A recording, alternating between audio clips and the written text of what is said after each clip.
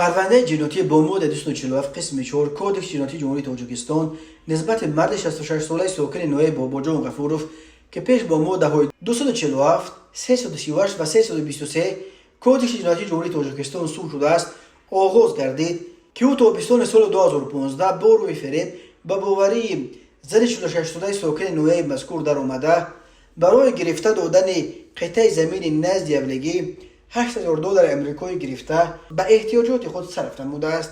این چنین پرونده جنایتی با مود 247 قسم 4 کودکس جنایتی جمهوری تاجیکستان نسبت مرد 26 ساله ساکن نوع باباجان غفوروف که پیش با مود 247 کودکس جنایتی جمهوری تاجیکستان صورت شده است آغاز گردیده است که او از ماه اپریل تا ماه دکمبر سال 2022 با روی فریب به باوری مرد 37 ساله ساکن نوع مذکور در آمده برای از مؤسسه اصلاحی آزاد نمودن پدرش از او مبلغ 400,000 سومانی گرفته به احتیاجات خود صرف نموده است. اوید به این حادثه تفتیشات ادامه دارد. به شعبه وزارت کارهای داخلی یک در نوع فردوسی با عریضه مرد 43 ساله ساکن نوع مذکور وارد گردیده است که 18 ماه سال 2023 مرد 38 ساله ساکن نوع دنگره به دکان سودایش واقع در شرکت بازار دوستی در اومده از آنجا 10 عدد قبرهای آبگذر رزیدی را دزدیده از جای حادثه غیب شده است.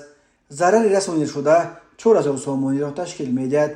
اینچنین هنگام گذراندن چاره‌بینی اپراتیوی جستجویی از جانب کارمندان میلیسیا جوان 21 ساله ساکن پایتخت که پیش با ماده 237 و 110 کودکس جنایتی جمهوری تاجیکستان صورت شده است با گمان صادر نمودن جنایت دزدی دستگیر کرده شد.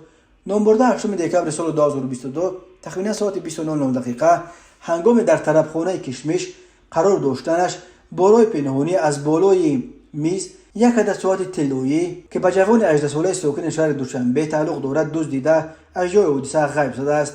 ضرر رسانیده شده $1,200 امریکایی را تشکیل می‌دهد. همین طریق در نتیجه گذراندن چاره‌بینی اپراتیوی جستجویی از جانب کارمندان میلیسیا جوان 18 ساله ساکن نوع رودکی همچون گمانبر در صادر نمودن جنایت دزدی دستگیر کرده شد.